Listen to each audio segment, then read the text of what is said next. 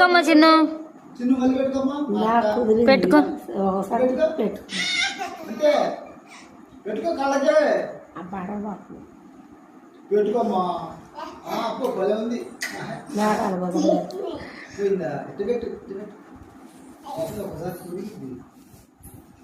ఇరిగిద్ది అది. ఈ పిల్ల ఎందుకు ఇప్పుడు ఆడుకోవట్లే, అదే ఇచ్చి తీసుకుపోయింది. అరే